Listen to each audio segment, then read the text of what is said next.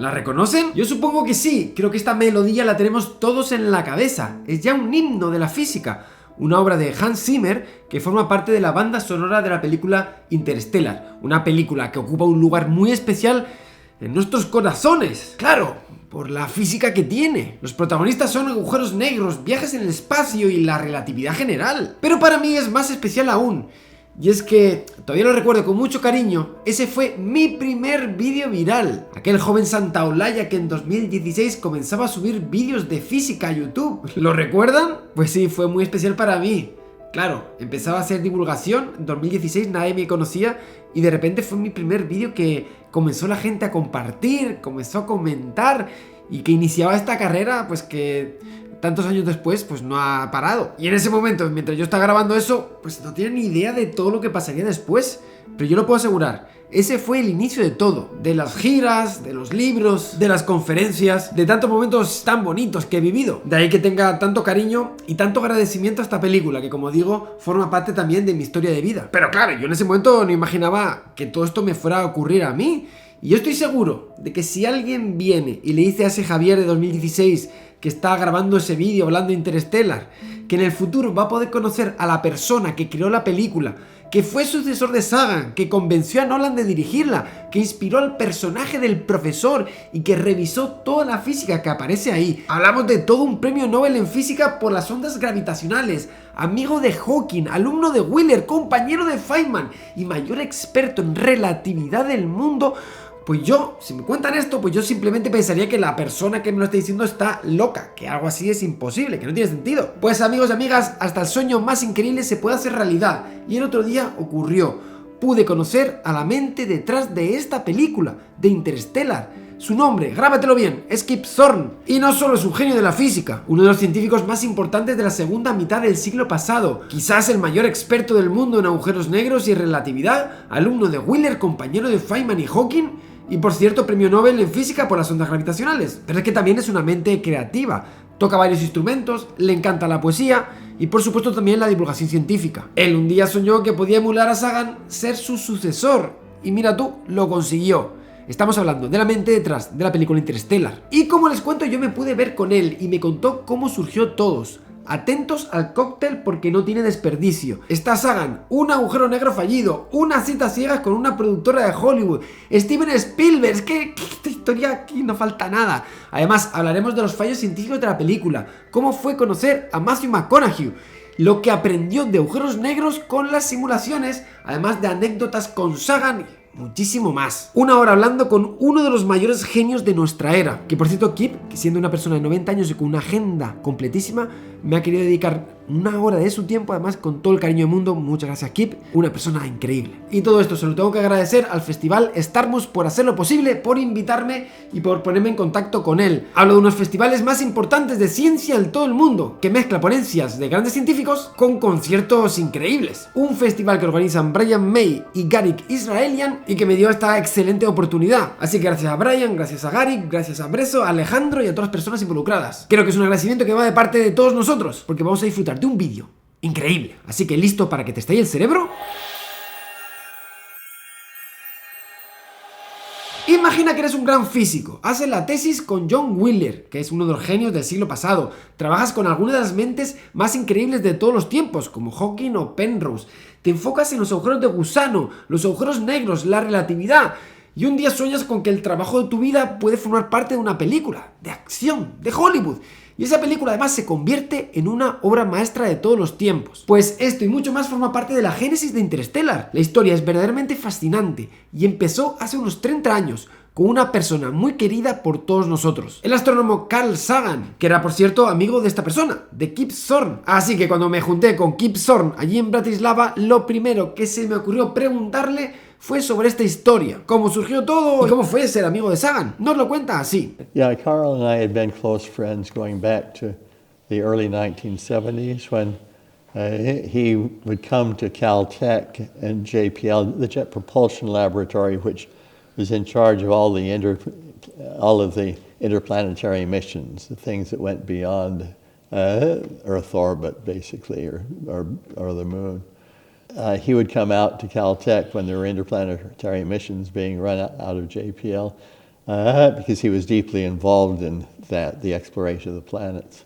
And he would be there then as a visiting professor at Caltech. And so I got to know him quite well at that time. And so my involvement in Hollywood came through him. He was one of the nicest people I've known. Oh, really? Really a very kind. I mean, you see his kindness, and whenever anybody came around to ask him questions, he always would pause and take the time to answer the questions. And I never saw him be impolite about such things.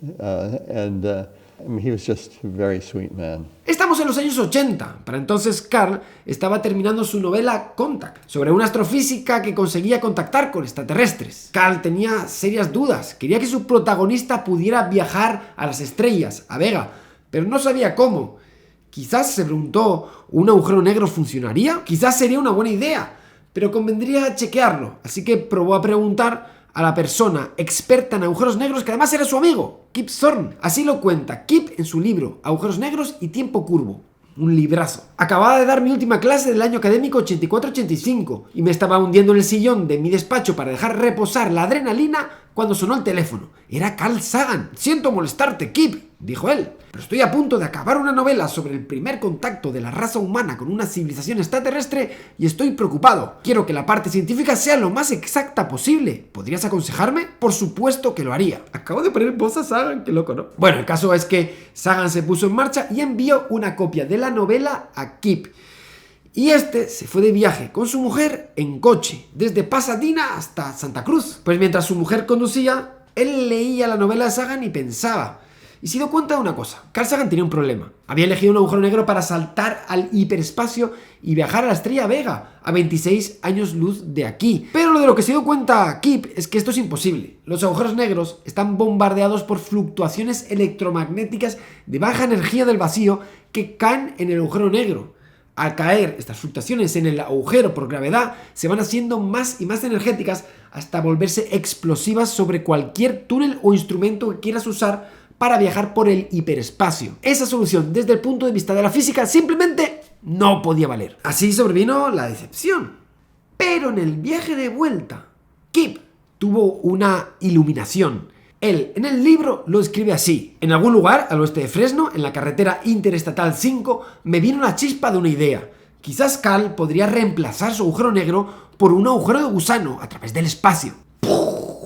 Sí, por entonces, en los 80, los agujeros de gusano ya existían. Habían sido propuestos en un trabajo de Einstein y su alumno Rosen. Los llamaban, por tanto, puentes de Einstein-Rosen, que son dos perforaciones del espacio que unen en un atajo regiones que están muy lejanas del universo. Esta analogía del folio que se dobla, que por cierto aparece en la película, es la mejor forma visual de verlo. Entonces él se preguntó, ¿realmente este túnel podría existir? ¿Y podrían usarse como tal, como túneles? ¿Cómo sería viajar por ellos? Por lo que se sabía por entonces, estamos hablando de 1985, la respuesta era rotunda, no. Sí, uno podría imaginar que existieran agujeros de gusano uniendo perforaciones del espacio. Se podría abrir en algún lugar del universo, pero según se crearía, rápidamente se tendría que cerrar. De manera que cualquier cosa que intentara atravesar el agujero de gusano sería aniquilada, aplastada. Pero en esa Interestatal 5... Kip tendría la idea que cambiaría todo. Él sacó papel y lápiz y se puso a calcular. Así, en pleno coche, viajando por la carretera, descubrió la solución. Los agujeros de gusano se cerrarían porque la gravedad es atractiva sobre la materia. Pero, ¿y si existiera algún tipo de materia con el efecto contrario? Que en vez de cerrar abra el agujero. Sería un tipo de materia con gravedad repulsiva. Kip Thorne, el mismo que hizo este descubrimiento, nos lo cuenta así. He had the novel version of Contact, the book version. He was close to publishing it, but he had begun to worry about it a little bit because he had his heroine, Eleanor Arroway was the name of the woman in the book, traveling through a black hole to get to a star Vega, another star in our galaxy. And he said, I realize this might not be possible. I need your help. And I told him, no, if she goes into a black hole, she almost surely dies. You should send her through a wormhole.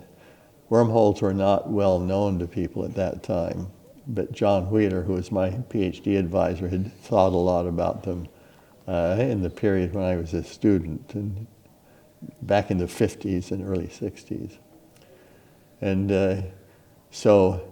but I said, Wheeler, with a student, I think it was Fuller, had discovered that wormholes pinch off so quickly you can't travel through them. And so if you're going to use this, you have to have some way to hold a wormhole open so you can travel through it.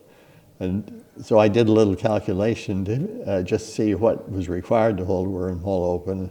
It quickly became clear to me, this had been discovered earlier by a guy named Gannon, but I didn't know it at the time.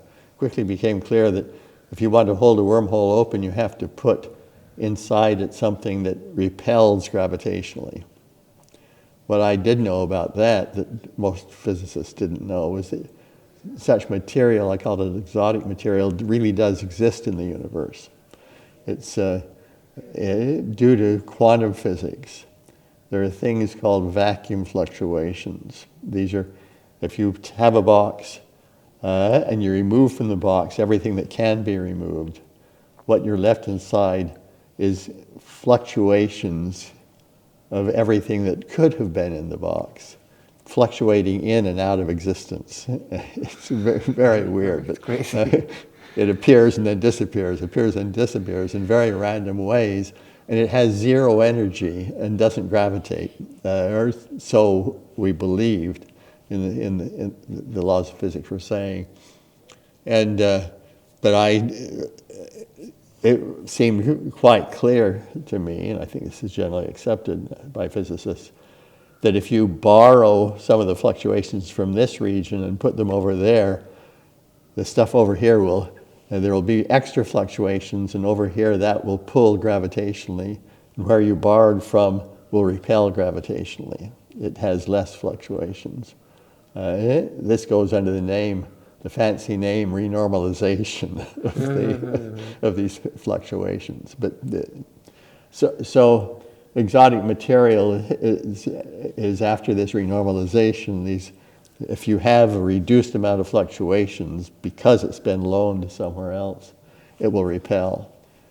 And so I just told Carl, I wrote him a few pages of notes and said, you need in your novel, they have discovered, some advanced civilization has discovered how to make enough exotic material where the fluctuations are reduced, enough exotic material to repel gravitationally and hold the wormhole open.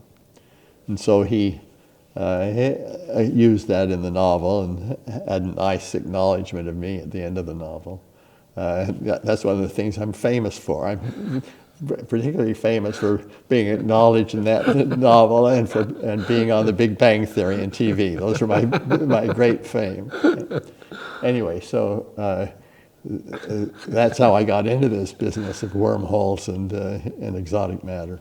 Sí, había encontrado una solución viable que podía ayudar a Carl en su novela, así que llamó a Sagan y se lo contó. Carl, por supuesto, aceptó la propuesta y así, esta solución que se le ocurrió a Kip en esta carretera iría finalmente en el libro. Pero la cosa no acaba aquí, se pondría muy interesante poco después, y es que el libro sería un éxito de ventas y se comprarían los derechos para hacer una película. Jodie Foster y un joven Matthew McConaughey dan vida a los personajes del libro. Contact, un peliculón, si no lo has visto te lo recomiendo. Por supuesto, en la película aparece un agujero de gusano tal y como había propuesto Thorne. Y esta no solamente fue una experiencia divertida para Thorne, trabajar en cuestiones de cine, de Hollywood, sino que también disparó todo un impulso creativo. Se pondría durante años a trabajar en agujeros de gusano, convirtiéndose en pionero y primer experto mundial con numerosos artículos científicos al respecto. La película había despertado en él una fiebre creativa. Pero la experiencia de Contact y los agujeros de gusano no se quedaría ahí. Trajo muchas cosas más a su vida. Por un lado, le enseñó la chispa de cómo la física puede disparar grandes historias. El reconocimiento de cómo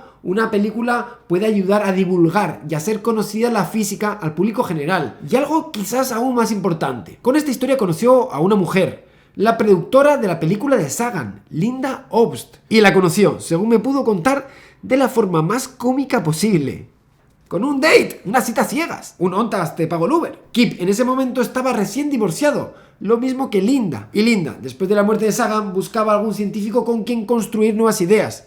Kip nos lo cuenta así. Young woman who's starting to work on movies in Hollywood, and she would like to have a date with you, a blind date, to come to the world premiere of my TV show Cosmos. Ajá. And so I said, sure. I was single at that time.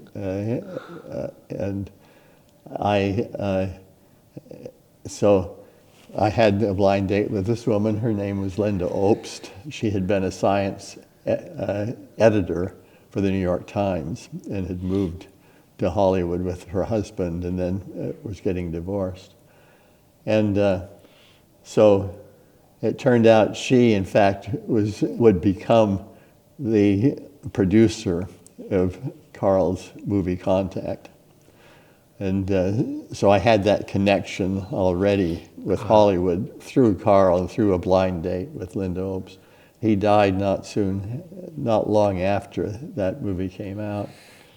And a few years after that, since Linda Obst could no longer collaborate with Carl, she had been the producer on Contact, she came to me as a poor substitute. And she said, would you like to brainstorm with me for a movie? And I thought for a tiny fraction of a second and said, yes, this is an unexpected opportunity. I'll do this. It will be fun.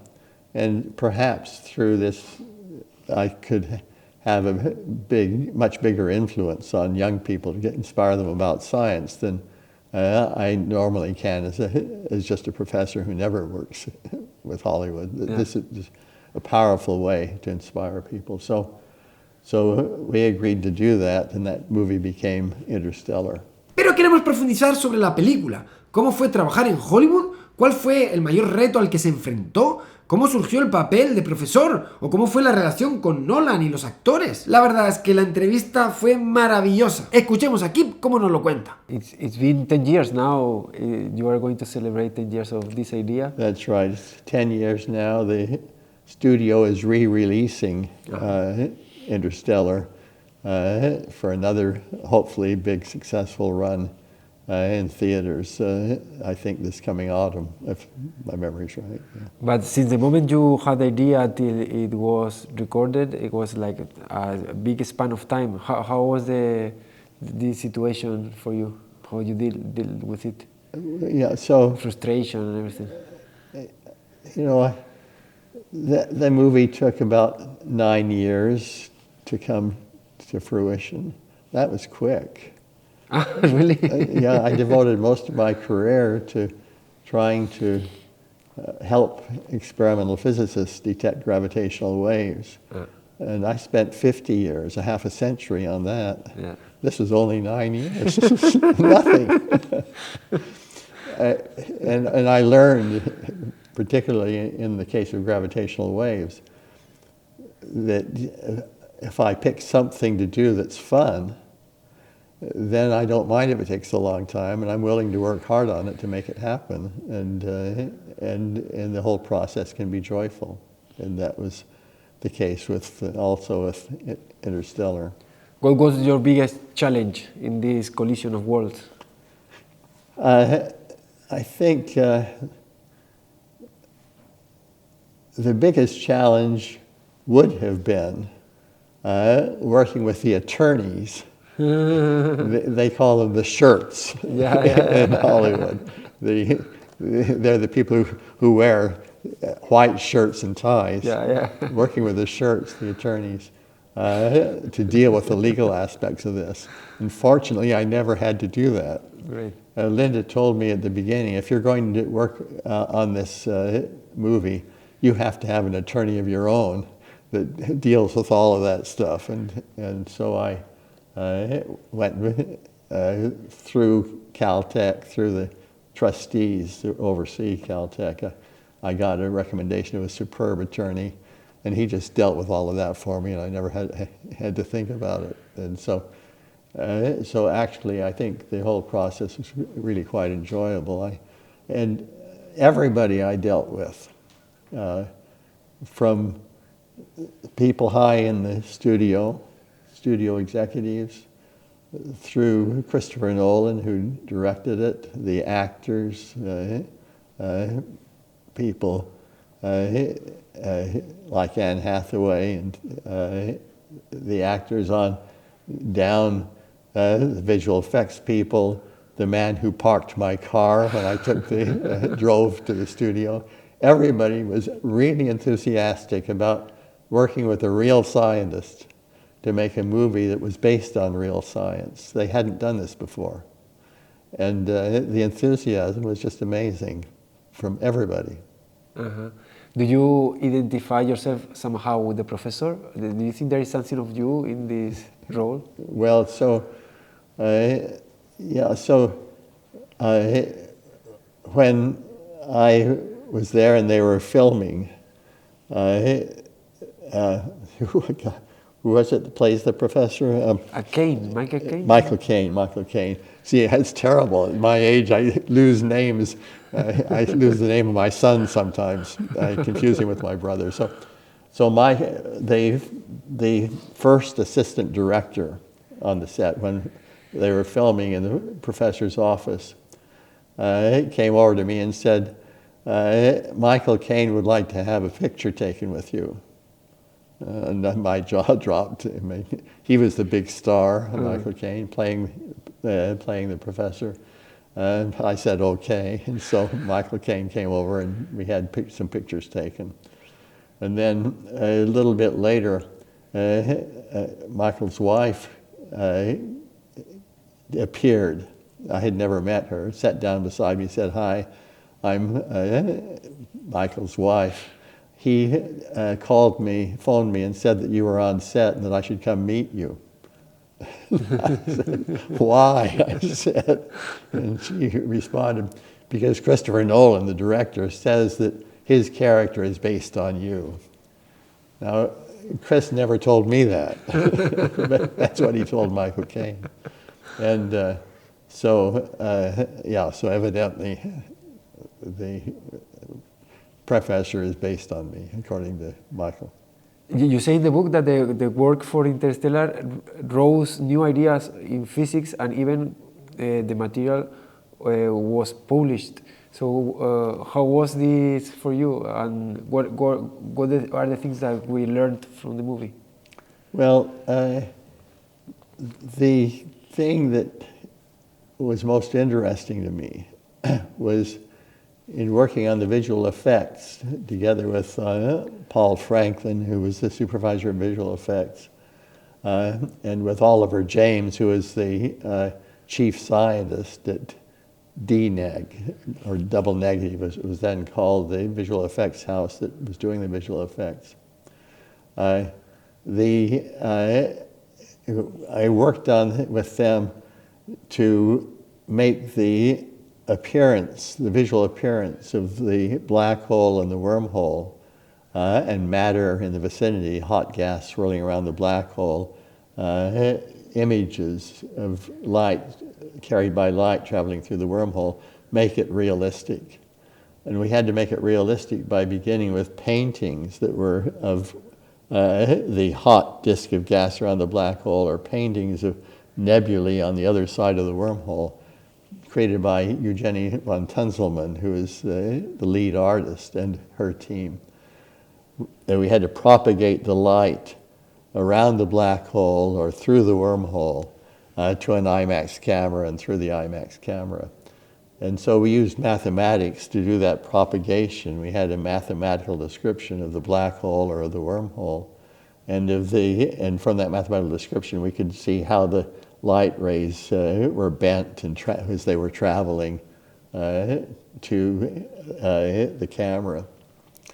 And then by adding up all the light that's carried by these light rays, you can make an image that is precisely what the camera would see.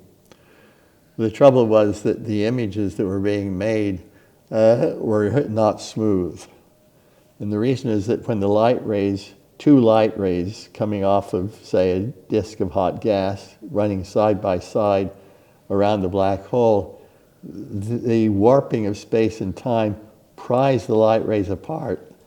And so they get very far apart. We need some light rays in between, which we didn't have.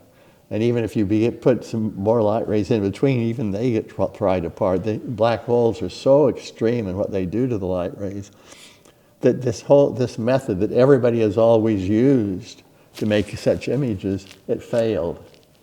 It just would not make smooth images for a movie, for an IMAX movie. And so we had to invent a whole new way of propagating light mathematically around a black hole or through a wormhole. And so we did that. Oliver James and I did that together. In technical language, we propagated Gaussian light beams that overlapped, but that's just a technical detail. But the bottom line was that we created a whole new way of making ultra-high precision images of things in the vicinity of black holes. Since we had done that for the movie, then why not use it for scientific research? After all, my friends who do such computations with supercomputers about how black holes behave when they collide, for example, they're trying to make movies as well, and they have similar problems to this. And so the method we invented for Interstellar is now used by some of my friends when they're visualizing things in their scientific research. And so then also Oliver James and I and the team at Double Negative, we use this for scientific research ourselves in order to understand some strange behaviors of images of things near black holes, what we call gravitational lensing.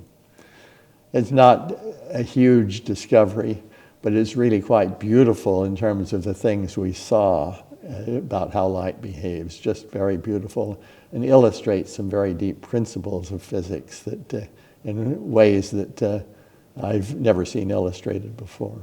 And for me also, how discoveries could come from any work, any thought, any place. But finally, then you watched the movie. How was your impression? The movie, it was very moving for me. So I knew, of course, the script of the movie very well. I was an executive producer on the movie. I had worked intimately with Christopher Nolan and with the visual effects people. When I saw the first cut of the movie, it wasn't the final version, I actually cried during it, even though I knew what was coming, because it was so powerful. It really was an emotional experience seeing the movie. Just marvelous. Yeah, the scene you like the most, and probably the worst. Or any scene disappointed or didn't like? There were minor things where the physics wasn't quite perfect, but and so I was disappointed in that. They were things I had not been involved in, but the imperfection of the physics were totally minor compared to any other Hollywood movie I've ever seen. So that was the only thing I was disappointed in. And for example, a spaceship goes past a cloud. The cloud has some solid carbon dioxide in the cloud, and it clips along the cloud, and a bit of the spaceship gets cut off. Well, the problem is that that this solid carbon dioxide segment of the cloud wouldn't have a strong enough enough strength. It would break off in the gravitational field of the planet, but that was totally minor. Yeah. That was, I think, really the only thing I saw as I watched the movie that upset me. This one tiny, just momentary thing in the movie. Otherwise, the movie, as far as I could see, was perfect. Were you impressed by Christopher Nolan and how he dealt with the story? Christopher Nolan is an amazing man. I was really impressed by him. Though it was quite interesting, our attitudes going in. He was afraid I would, I said to him in our first meeting, I said, I would like that in this movie that nothing in the movie will violate well-established physical laws, and all of the speculations will come from science and not just be created by the screenwriter. And he said, well, I think that's great. I would love to make a movie like that as long as it does not get in the way of making a great movie. So I was afraid he was going to go off and do things that were totally wrong with the laws of physics in order to make what he thought was a great movie. He was afraid I would be the science policeman, and I would tell him what he could do and what he couldn't do. And so we went in with Fighting. neither of us completely trusting the other one. Yeah. Within a few hours, that completely changed because we both realized that we wanted to brainstorm together to make a great movie, and that we would work together and we would each try to find ways to accommodate the other person's goals, and it just became just an absolutely marvelous collaboration, in which I learned a huge amount. So he learned that he should push me, that I could say things like, for example, he told me he wanted that when the people go down to the water planet, which is very near the horizon of a black hole, that 1 hour on the water planet would be equivalent to 7 years back on Earth. I told him that's not possible. If you have a planet orbiting around a black hole, you can never have that much difference in the rate of flow of time. The planet will fall into the black hole. He said, go do a real calculation. Have you done a real calculation? Go do a real calculation and make absolutely sure. I did the real calculation. I was wrong. Oh, wow. And so he learned early that my intuition could be wrong. And so every time I told him something that my intuition said, he would say, go do a real calculation, Kip. A real scientist he was. And I would do it. Usually I was right, but occasionally I was wrong, seriously wrong. And that was part of the joy of this, of him pushing me in ways that other people would not have pushed me. And me discovering that something I thought was true wasn't correct. So it was a wonderful collaboration. And with Matthew, you also mentioned in the book that it was a nice experience with him. With Matthew McConaughey? Matthew McConaughey, yes, it was a great experience with McConaughey. He asked to get together with me to talk about the movie and his role as Cooper in the movie shortly before they began filming. And so we met in a hotel in Beverly Hills, California, where he had removed all the furniture from a very large living room in the hotel. He had a suite. And he had just a love seat, a couch that was shaped like an L. And I sat on one leg of the L, and he sat on the other, and a coffee table. And he had pieces of paper, about this size paper, large pieces of paper, all around on the floor. And at the center of each piece of paper, he had written a question related to the science or philosophy of the movie. And he had written ideas about that all around the outside of the paper, around this question. He would pick up a piece of paper and he would ask me about the black hole and what was going on in the black hole, some question in the middle of it, and we would talk. He would pick up another piece of paper and he would ask me about my philosophy of raising children, because he has his daughter there, and his relationship to his daughter is important. So he knows that I'm a father, and I have a daughter. So and he had notes about raising a daughter written all around it, and it was really so interesting talking with him. And his questions were really fascinating and deep questions about all aspects of the movie, but also about life. Wow. Well, Thank you very much, Okay, great pleasure Professor. talking. Thank you. Well, congratulations for these 10 years of Interstellar. Thank you. Thank you very much. Pues esta, amigos y amigas, es la historia detrás de una de las películas más icónicas de este siglo y un verdadero símbolo para todos los amantes de la física. Y yo he tenido el placer de poder hablar con la mente creadora de esta película, quien recoge el testigo de Carl Sagan, y he tenido el honor de traerle su voz a todos ustedes para saber más sobre los entresijos de esta película. Una conversación apasionante que les traigo a ustedes precisamente cuando se cumplen 10 años de la película Interstellar, y con infinitas gracias al Festival Starbus por hacerlo posible. Y bueno, por supuesto que recomiendo estos libros, La ciencia interestelar y Agujeros negros y tiempo curvo, ambas de Kip Thorne, que he usado para realizar este vídeo. Y que por cierto tengo muy bellamente firmado por Kip ambos libros, que se queda como un recuerdo para toda la vida. Gracias, Kip. Por cierto, pronto habrá muchas más sorpresas, y es que ¿no les suenan estas manos que están detrás de este sonido?